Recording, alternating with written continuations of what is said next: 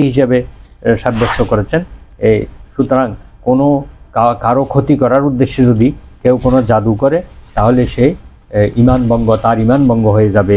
একজন মুসলিম ভাই অপর কোনো মুসলিম ভাইয়ের অন্য যে কোনো মানুষের ক্ষতি করার উদ্দেশ্যে যদি জাদু করা হয়, জাদু টোনা এগুলো কিন্তু সত্য, এগুলো মানুষের ক্ষতি করে। স্বয়ং আল্লাহর রসুলকেও জাদু করা হয়েছিল, এক ইহুদি তার উপর জাদু করেছিলেন।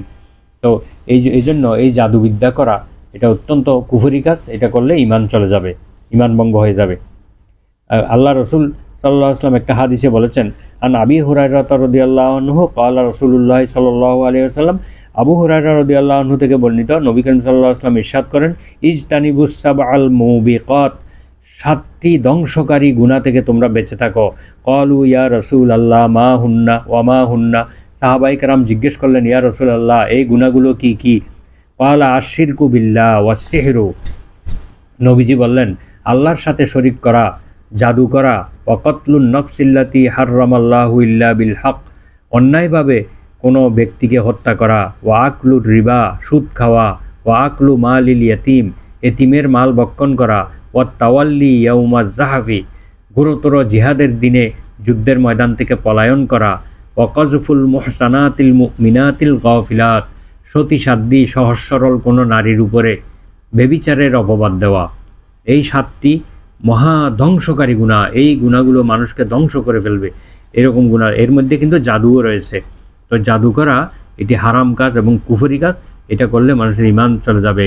8 নম্বর হলো মুজাহিরাতুল মুশরিকিনা ওয়া মুআওয়ানাতুহুম আলাল মুসলিমিন, অর্থাৎ কোনো মুশরিক বা কাফিরকে সাহায্য করা মুসলমানদের বিরুদ্ধে, অর্থাৎ এটা দ্বীনি বিষয়ে, দুনিয়াবি স্বার্থের ক্ষেত্রে নয়। দুনিয়াবি স্বার্থের ক্ষেত্রে যে কোনো ধর্মের লোক হোক না কেন সবার সঙ্গে ন্যায় বিচার করতে হবে, সুবিচার করতে হবে, ইনসাফ করতে হবে।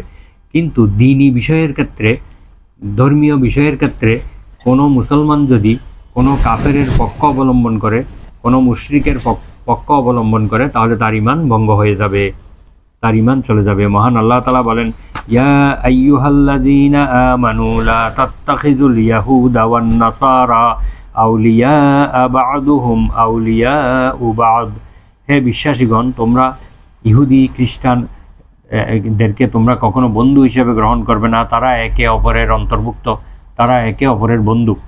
ওয়ামান ইয়াতাওয়াল্লাহুম মিনকুম ফাইন্নাহু মিনহুম, তোমাদের মধ্যে যে কেউ তাদেরকে বন্ধু হিসেবে গ্রহণ করবে সেই জাতির লোক হিসেবে গণ্য হবে।